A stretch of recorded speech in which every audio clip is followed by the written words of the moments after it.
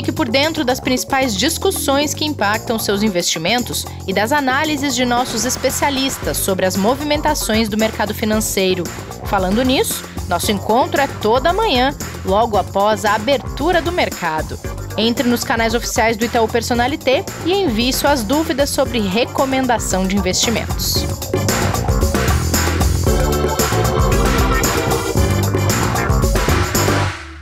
Investidor em Foco chegando para falar sobre China, essa potência econômica mundial que a gente tanto menciona, analisa resultados, fala de recuperação, do que acontece por lá.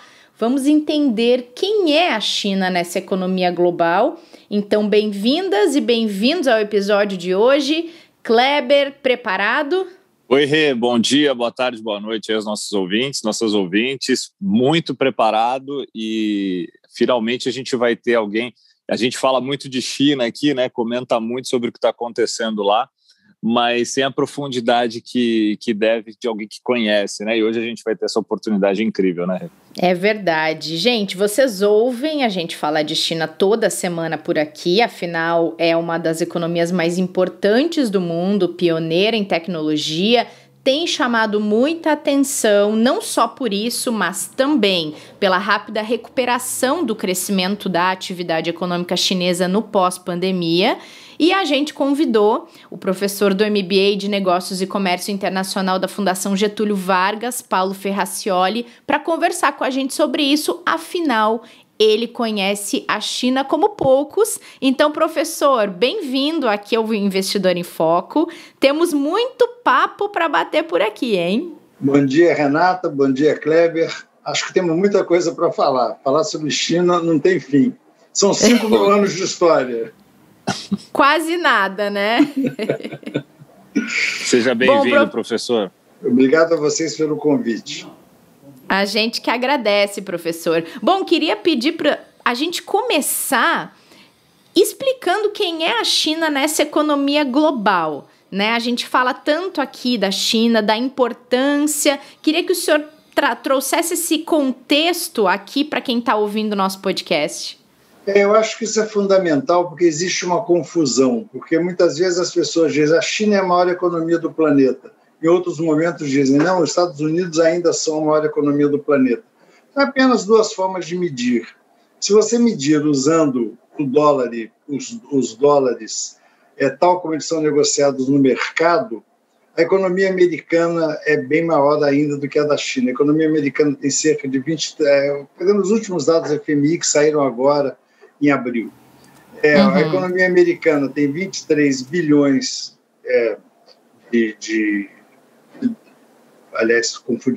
trilhões de PIB e a economia chinesa tem 17 bilhões. Quer dizer, está chegando, mas ainda não chegou. Outra forma de medir, que não se relaciona muito com os mercados, mas se relaciona mais com a geração de serviços, de riqueza, de produtos, é quando você usa a chamada paridade do poder de compra da moeda que você vai medir. Neste caso, a economia chinesa superou, desde faz uns 5 ou 6 anos, a economia americana. O PIB da China, em paridade em dólar, paridade do poder de compra, é de 27 trilhões de dólares. A economia americana, como a base é o dólar, são os mesmos 23 trilhões de dólares. Mas é curioso também que a Índia, em paridade do poder de compra, já é a terceira maior economia do mundo, colando na economia americana com 21 trilhões de dólares. Enfim, depende do jeito que você mede. Tanto faz, isso não muda nada.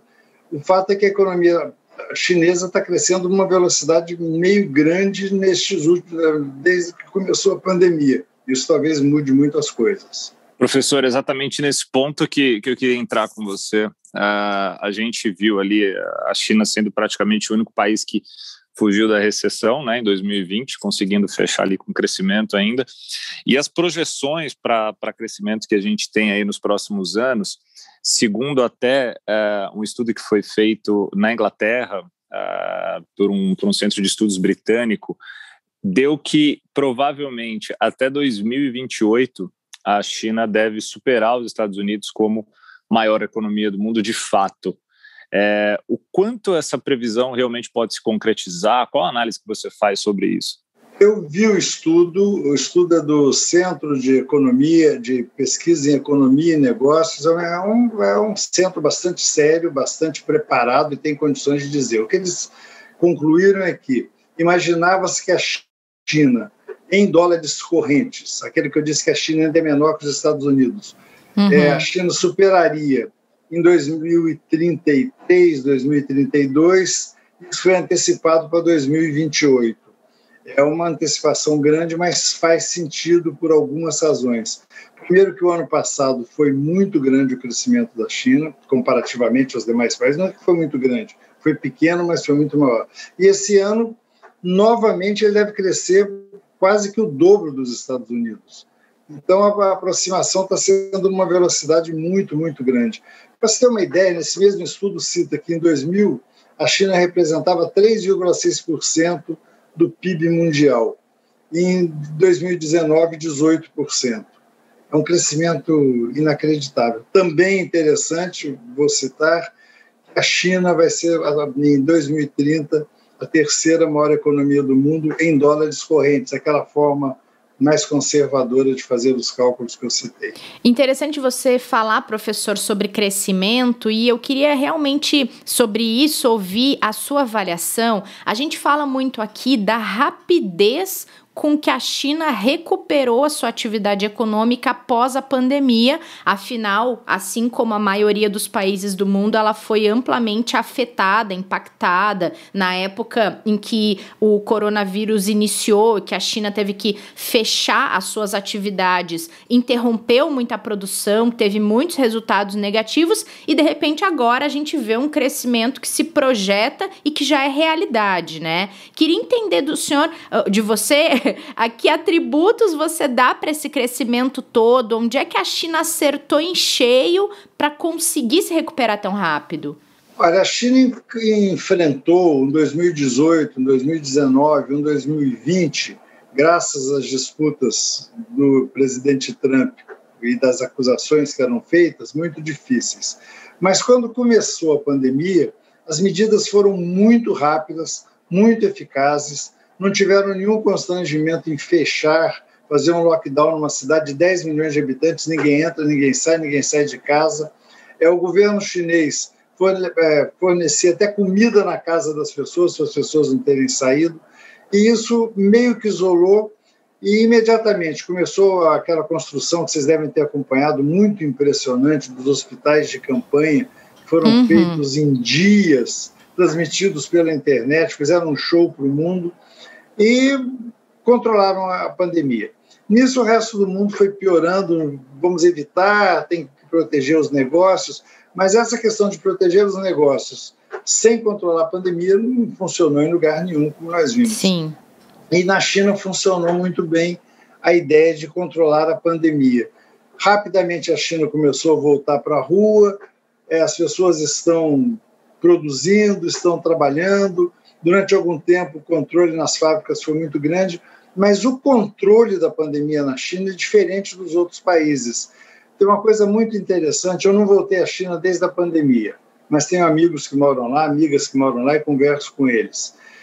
Você vai entrar no metrô, você tem que ter o seu o código QR no celular, você bota na entrada do metrô. Depois você coloca dentro do vagão para que as pessoas, para que possa se ter controle onde você andou e se você esteve em contato, esteve num lugar onde outras pessoas estavam com a doença. Quer dizer, uma situação de muito controle social, mas que foi extremamente eficaz.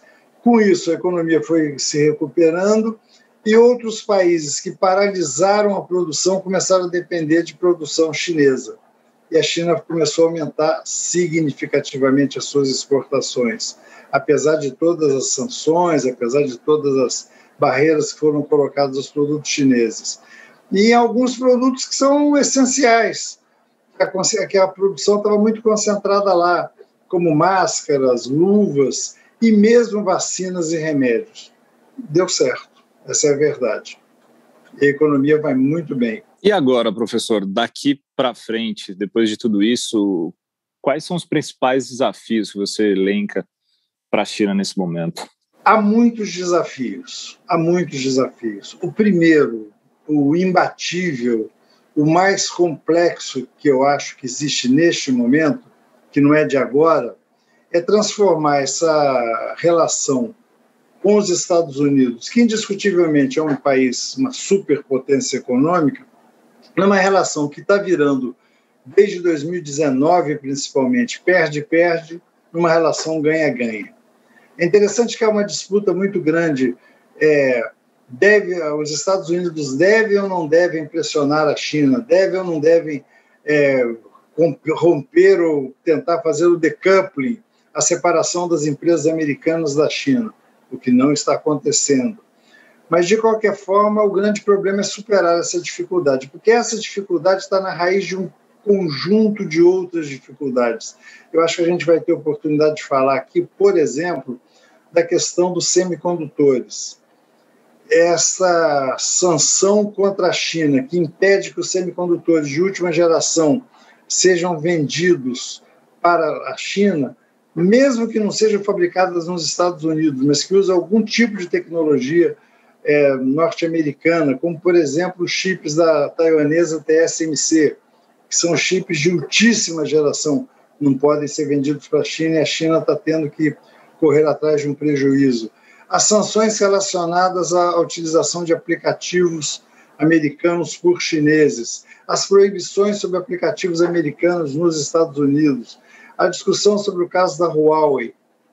Tudo isso traz dificuldades enormes para a economia chinesa.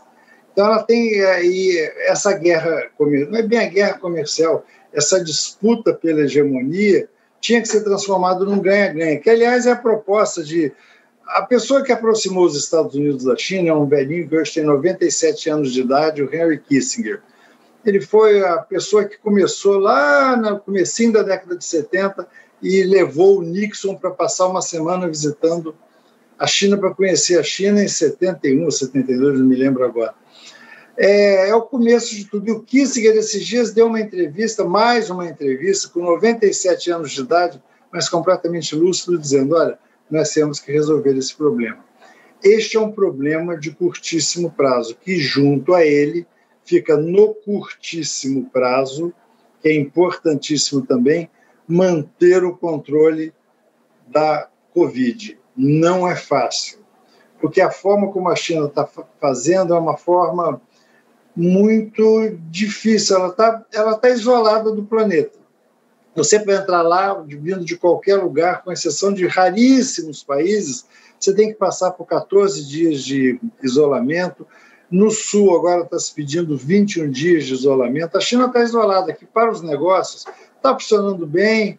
É claro que o Zoom e as tecnologias novas são boas para isso, mas o contato pessoal ainda é importante nos negócios. E tem um problema adicional que não é pequeno. Como a China controlou a pandemia, os chineses meio que ficaram um pouco blasé, tiveram um comportamento algo sem se preocupar com a vacinação. E a vacinação na China o governo queria vacinar as pessoas, mas a vacinação estava muito lenta, muito lenta. Ontem a vacinação na China atingiu 450 milhões de pessoas, o que é um número significativo, mas é pequeno diante dos 1 bilhão e 400 milhões de chineses. Só que agora está havendo uma corrida às vacinas, porque houve em 2 províncias chinesas, Anhui, que fica atrás de Xangai, e Liaoning, que fica no norte, no nordeste da China, onde fica a cidade de Shenyang, que é um espetáculo, por sinal, apareceram alguns casos. Quando aparecem uns casos, imediatamente a população se assusta, que parece que isso pode voltar. Agora a China está jogando pesadamente, investindo pesadamente na vacina, mas esse é o segundo ponto. Nas 2 questões de curto prazo, eu acho que ao longo da nossa conversa a gente pode falar dos problemas de longo prazo, existem vários também, mas no curto prazo esses são os 2 problemas.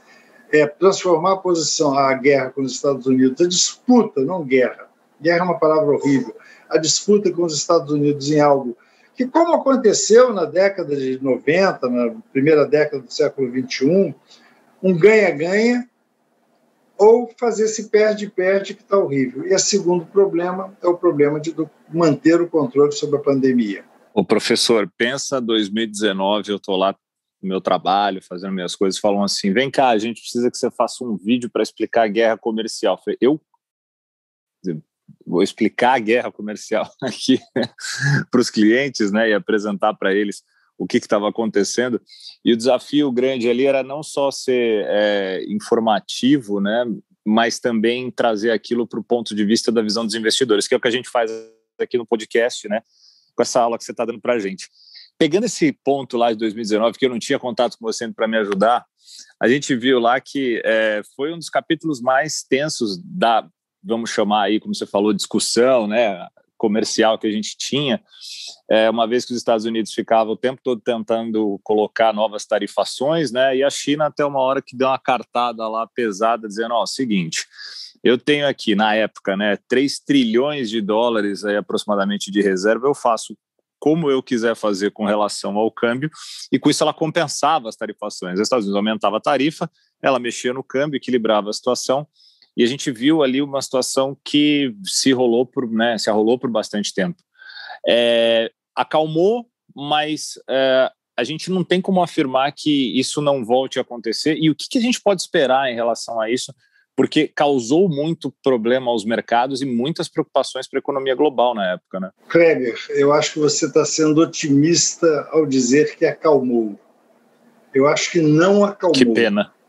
Não acalmou porque a chegada do Biden, que todo mundo imaginava que fosse significar algo de mais positivo em relação à China, verdade, não foi possível para ele, porque durante a campanha, como o Trump usou muito a China como uma veja o que eu estou fazendo com a China é nosso inimigo, e o Biden queria se mostrar mais contra a China do que o Trump, e os dois ficaram nessa discussão, e agora o Biden não pode retroceder e fazer uma coisa de, não, vamos fazer uma conversa com a China.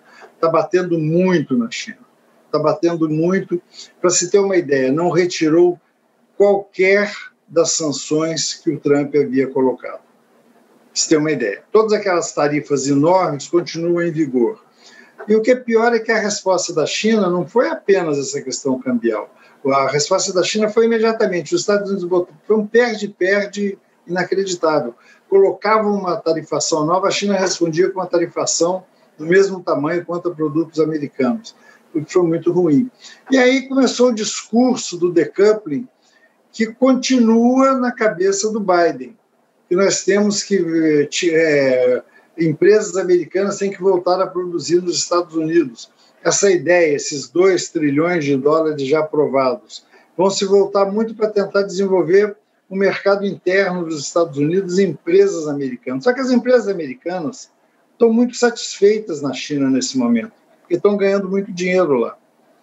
E houve um segundo ponto que está meio que descontrolando essas tentativas de sanções, que é o que está acontecendo no mercado financeiro chinês.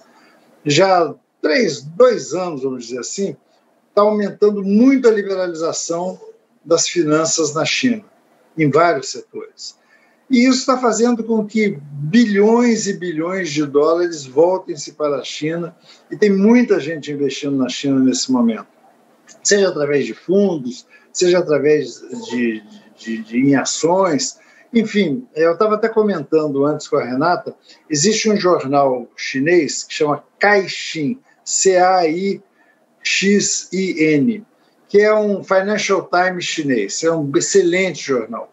Se você acompanha o Caixin, você vê que os mercados chineses estão explodindo e o mundo está correndo para lá.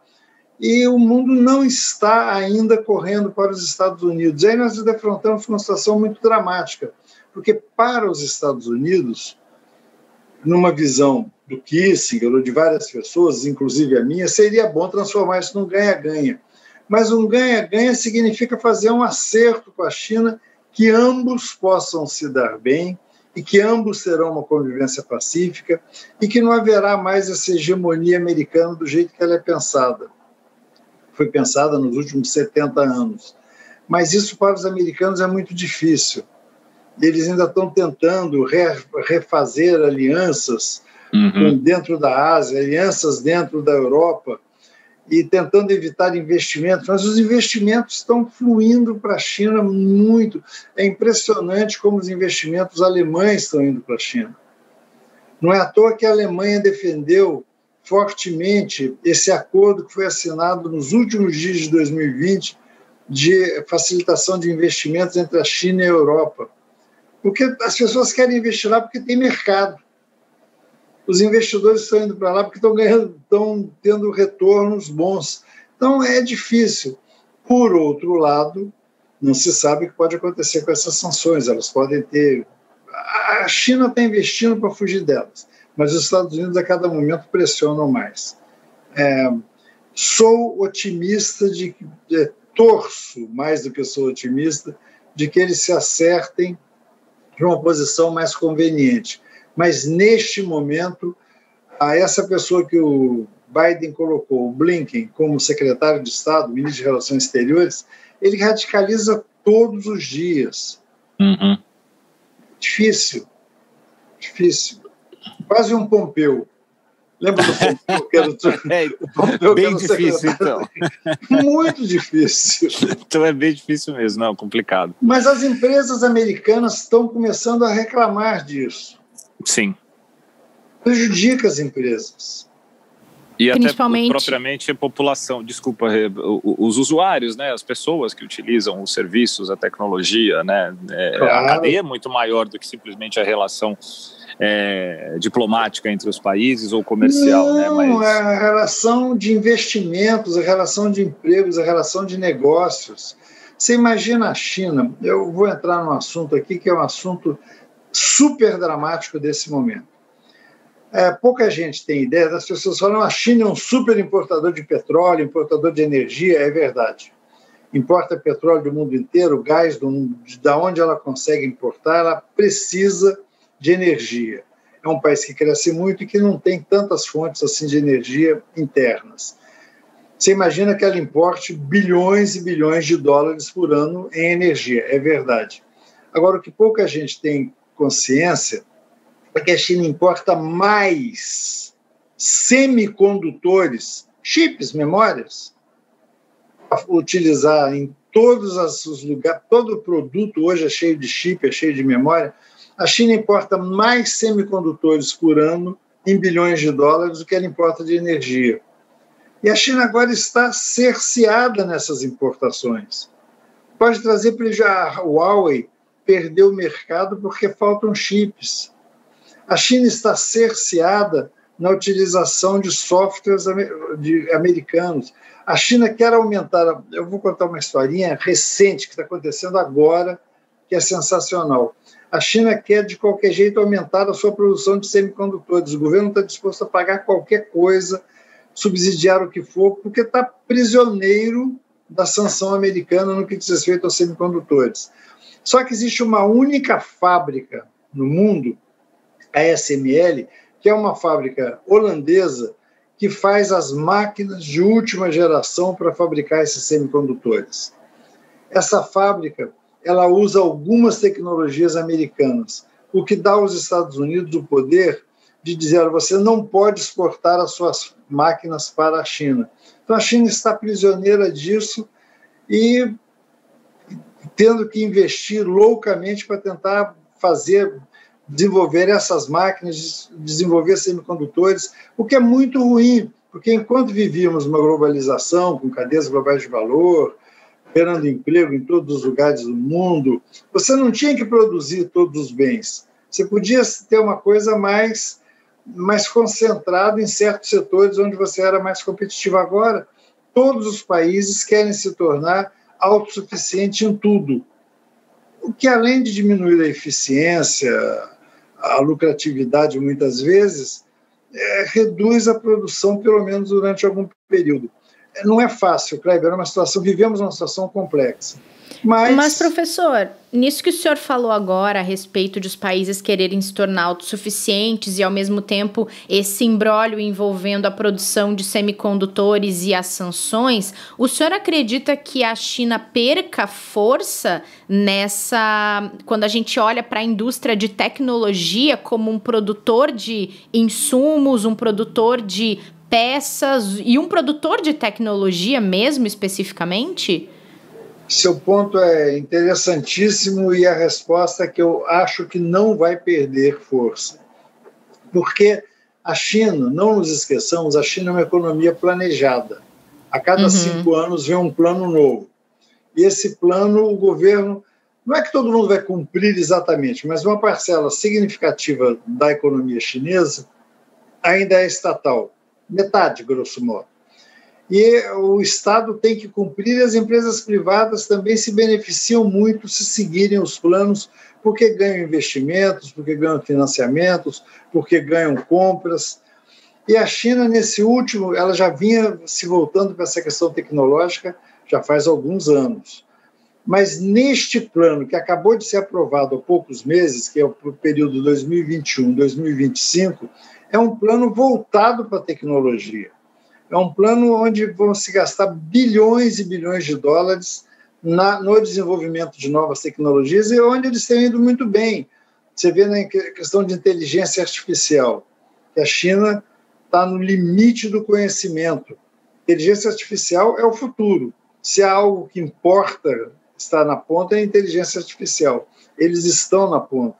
Eles estão na ponta não apenas em inteligência artificial, porque, aliás, eu queria até dizer que essa questão dos softwares, dos aplicativos, ontem, por acaso, saiu um trabalho da Merix, que é um think tank alemão, contando que a China agora está indo para o software aberto, para facilitar o desenvolvimento, porque enquanto usava o Android era bom, mas o Android foi proibido pelo Trump. Então, como a Huawei, a Xiaomi e outros não podem usar mais o Android, eles estão desenvolvendo softwares com a participação de todo mundo que gosta do ramo, porque são softwares abertos, todo mundo vai poder ganhar dinheiro, e que é uma coisa que é impressionante os resultados que eles estão tendo.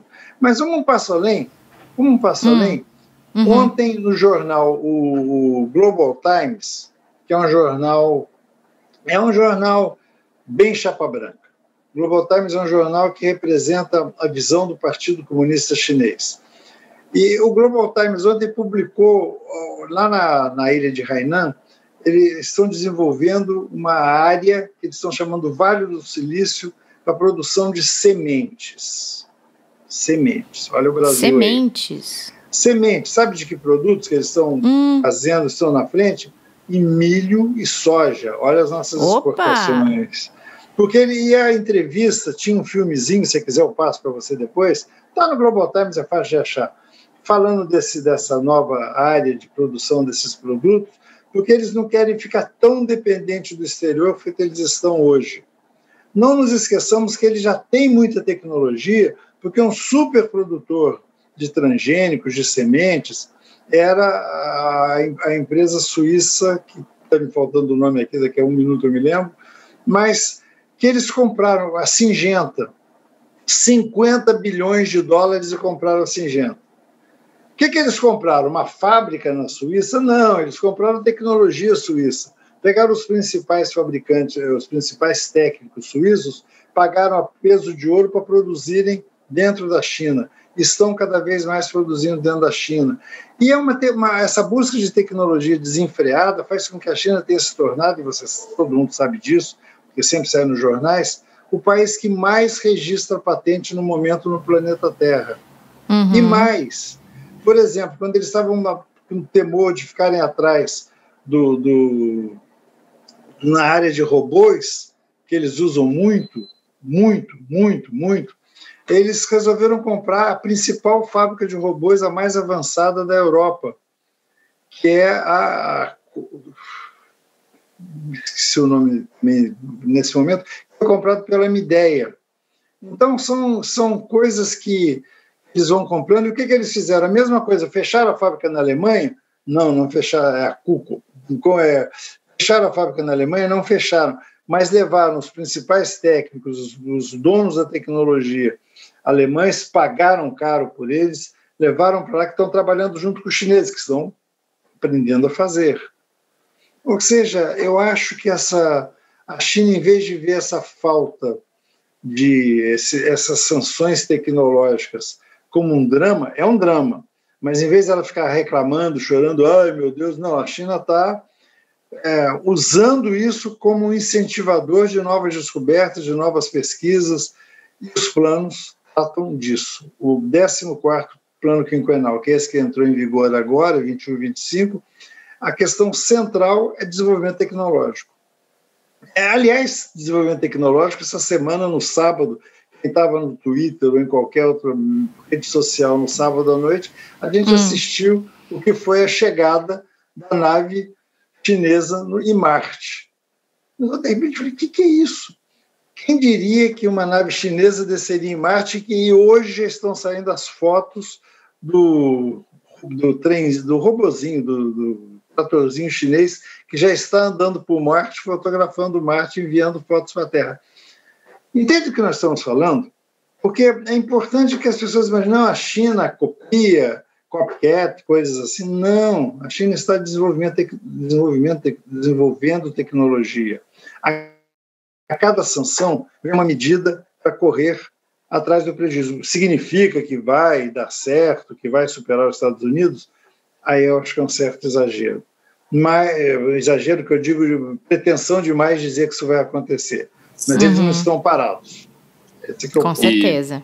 E professor, a Renata, geralmente, ela acaba jogando assim, quando tem que jogar bomba para convidado, ela acaba passando para mim aqui, tá? Então, não fica chateado, olha, não é nada Kleber. Pessoal. Vou anotar isso aí no meu caderninho, viu? Tá anotado aqui no meu caderninho.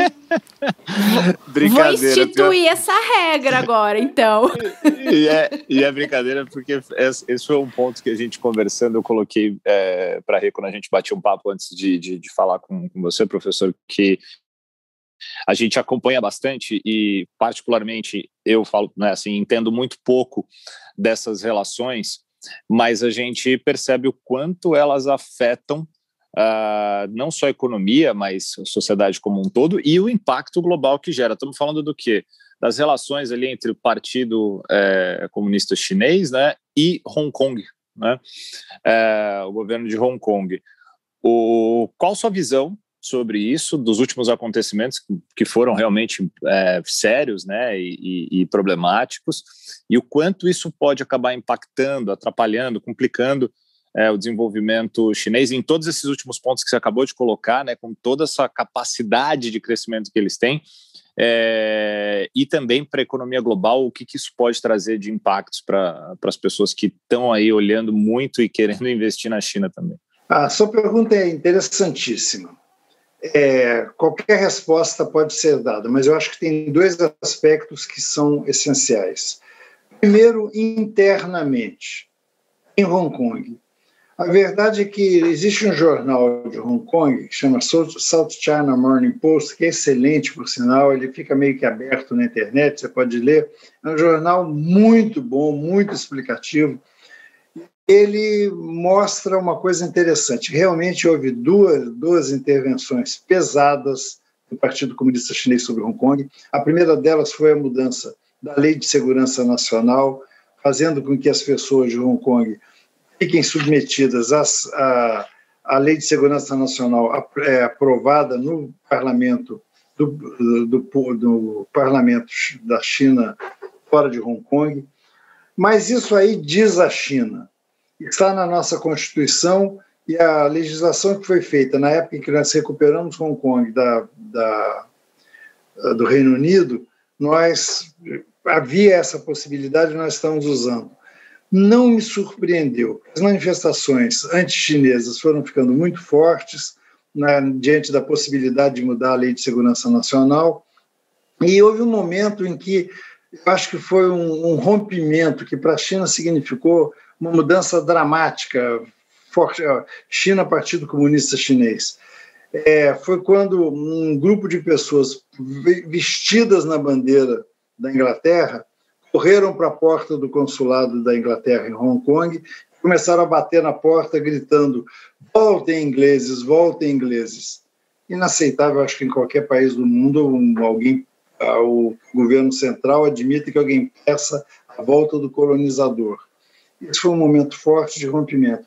Essas manifestações foram crescendo, só que elas duraram muito tempo. E é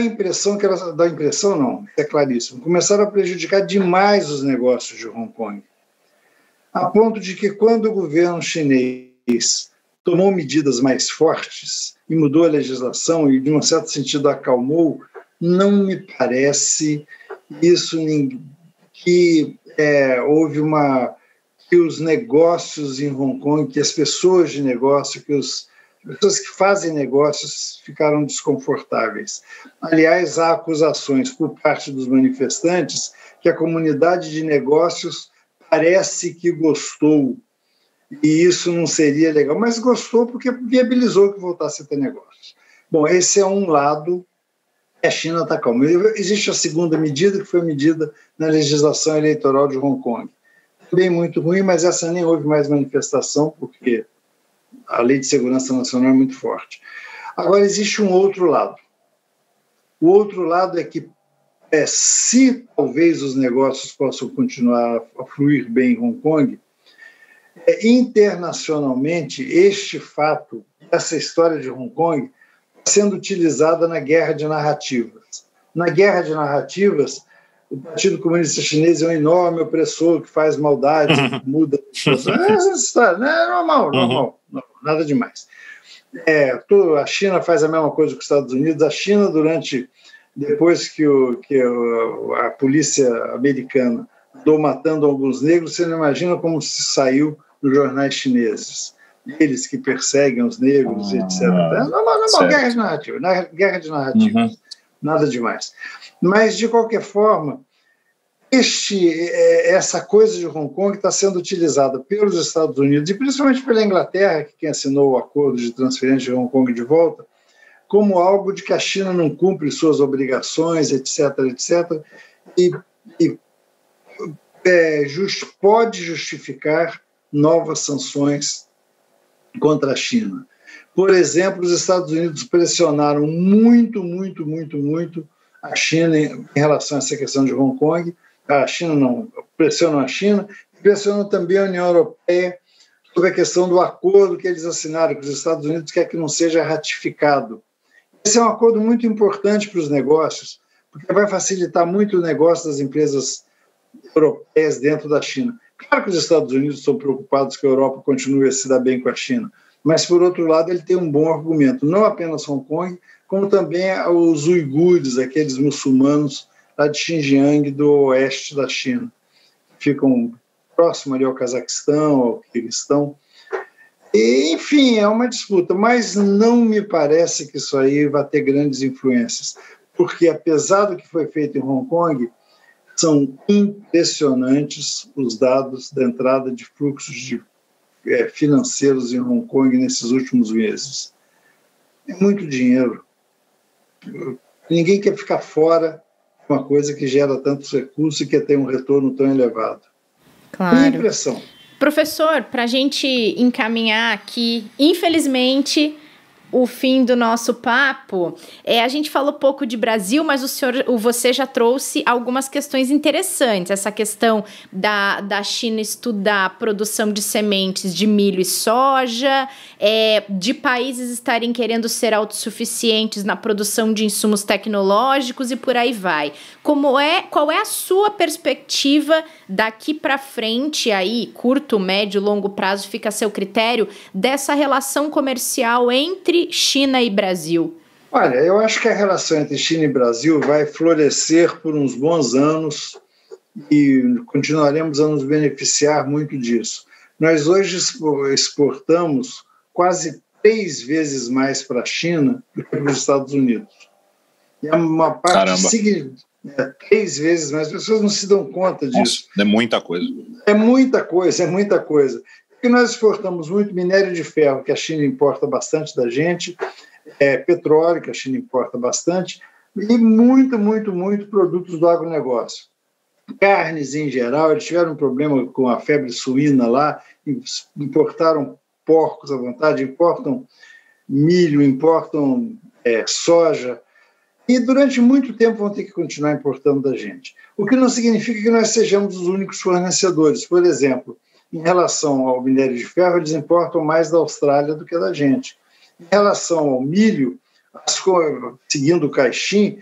Que teve problema recente, né, professor? Com a Austrália, né? Vários problemas recentes. E em novembro do ano passado, a chancelaria chinesa, aliás, a embaixada chinesa em Canberra, lançou uma carta muito forte dizendo assim: se a Austrália quer que a China seja inimigo, nós seremos inimigos da Austrália.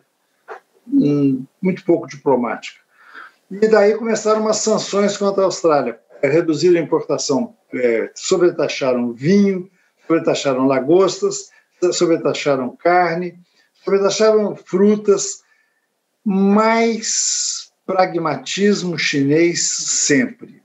Neste momento em que o minério de ferro está com o preço explodindo nas alturas, neste momento em que a China está se recuperando, querendo produzir mais aço, ela ia sobretaxar o principal fornecedor de aço deles de forma alguma.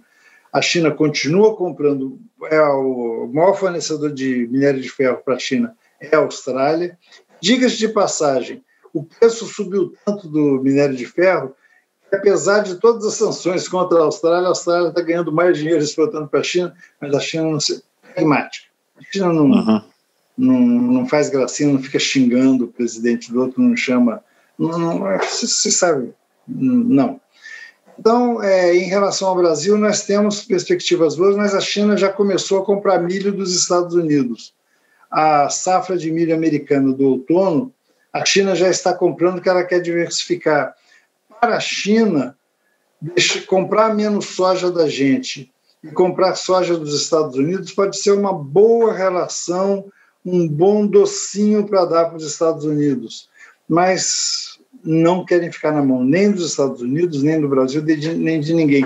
Eu não falei uma coisa interessante. A China está agora mandando técnicos para a Tanzânia para produzir, para começar a fazer algo semelhante, eu acho, que os japoneses fizeram no Cerrado do Brasil, lá na década de 70. Produzir soja na Tanzânia. Eles querem tornar a África grande. Enfim, nós não podemos ficar paralisados. Temos boas oportunidades? Temos. E nesses produtos que eu citei, nós temos um negócio que pode ser muito bem feito e seria melhor se a gente parasse de falar bobagem e continuássemos importando as vacinas chinesas, que, aliás, ontem, o embaixador chinês soltou um Twitter mostrando que eles já chegaram na vacina de uma dose só. Chama Cassino, se eu não me engano. Cassina, ou algo assim. Essa vacina, eles já estão pedindo na Anvisa, uma vacina que vai ter uma dose só. Eles liberaram as exportações. Não dá para a gente ficar sem vacina, porque a gente tem que ficar falando mal de chinês. Aliás, falar mal do... Por questão meramente opinativa e não científica, né? Não, e além do mais, falar mal do seu principal cliente, qualquer dono de armazém da esquina, lá em eu sou de Pouso Alegre, Minas Gerais, uma cidadezinha, não tão cidadezinha, mas uma cidade pequena. Meu avô tinha um armazém. Falar mal do principal cliente é uma coisa engraçada, né? Não usa fazer isso. Mas, e além do mais, eu acho que a gente perde oportunidades. Isso está trazendo umas perdas de oportunidades grandes, porque nós temos problemas sérios de infraestrutura. Os chineses são loucos para investir em infraestrutura no Brasil. Nós temos problemas sérios tecnológicos, não estamos nos associando com os chineses nessa área. Então, eu acho que oportunidades nós temos. É uma questão da gente fazer o jogo que tem que ser feito, né? Sabendo que os chineses não são bobos, não são emocionais. Não! Tem a expressão que os portugueses chegaram na China, começaram a arrendar Macau no século XVI. Logo depois que eles chegaram no Brasil, eles chegaram em Macau e ficaram até 1999 lá. Tem uma expressão portuguesa que é ótima, que rola o mundo há séculos. fazer negócios da China. Em geral, são bons. É verdade. E, professor, bom, para a gente encerrar, eu e o Kleber aqui, como dois jovens adultos que não conhecemos ainda a China, né, Kleber? A gente quer pedir para encerrar esse papo com uma dica aí sobre onde deveria ser a primeira viagem de alguém para a China, ou o que é imperdível conhecer na China, hein? Eu acho que tem dois lados. Se você estiver interessado em ver o poder, eu acho que Pequim é muito interessante. A Cidade Proibida é linda, é muito legal, e Pequim é uma cidade... Tem um teatro, o equivalente ao Teatro Nacional, o Teatro Municipal de São Paulo, mas é uma coisa monumental. Você vê uma peça lá, vê uma ópera lá, é espetacular. Tem muita coisa em Pequim. Se você quiser ver uma história de 3.000 anos atrás, não são 5.000, mas são 3.000, e quiser ver uma coisa maravilhosa, vai a Xi'an, ver lá os soldados de terracota, é de perder a fala, não outra palavra. Visita a Muralha da China, que tem na Xi'an também, mas perde-se a fala. Agora, sendo feito vocês jovens, dinâmicos, acho que tem uma cidade que é a coisa mais moderna que existe no planeta Terra, mais impressionante, que é Xangai. Xangai é muito impressionante. Se eu fosse vocês e quisesse ver o dinamismo, a explosão do dinamismo chinês, eu iria para Xangai para começar a conversa. Uma passadinha em Xi'an de um dia, uma passadinha em Pequim de uns 2 ou 3 dias. Dá para ir de trem agora, fazer toda essa viagem de trem bala maravilhoso, confortabilíssimo. Aliás, os trens bala chineses são inacreditáveis, mas Xangai é um espetáculo. Muito bom, muito bom. Ó, Kleber, anota aí no seu caderno de futuras viagens. Eu já anotei no meu aqui. Não, já está aqui, tentativa 2022. Vamos ver se rola aqui. Neste momento, eles não aceitam que a gente entre lá. Esse é o problema. Mas daqui a pouco, mas gente, não há mal que dure para sempre, né? É verdade. Professor, muito obrigada por ter batido esse papo com a gente. Foi muito agradável e muito rico. Para mim, pelo menos, acredito que para o Kleber e para todo mundo que ouviu essa sua aula sobre China, espero que a gente tenha outras oportunidades de conversar aqui no podcast. Exatamente, Rê. Professor, em nome de todos os ouvintes que estão aqui acompanhando com a gente e que tem muita curiosidade, além da necessidade de entender melhor como funciona esse gigante asiático que a gente tanto fala aqui, foi uma baita aula. Obrigado de verdade e volte mais vezes. Obrigado a vocês pelo convite, espero que realmente tenha ajudado um pouco. É que a China é muita coisa, mas estou à disposição para quando vocês quiserem algum tema mais específico, a gente continuar por aqui. Obrigadíssimo a vocês dois. A gente que agradece, professor, obrigada mesmo, e obrigada a todo mundo que acompanhou esse episódio do Investidor em Foco sobre China. Não percam esta sexta-feira, porque a gente vai voltar a falar desse assunto, e aí a conversa vai ser com quem está mirando investir no mercado chinês. Então fica essa dica para vocês, não percam, a gente estará de volta no próximo episódio, mais conhecido como essa sexta-feira, dia 21 de maio. Até lá! Fique por dentro das principais discussões que impactam seus investimentos e das análises de nossos especialistas sobre as movimentações do mercado financeiro. Falando nisso, nosso encontro é toda manhã, logo após a abertura do mercado. Entre nos canais oficiais do Itaú Personalité e envie suas dúvidas sobre recomendação de investimentos.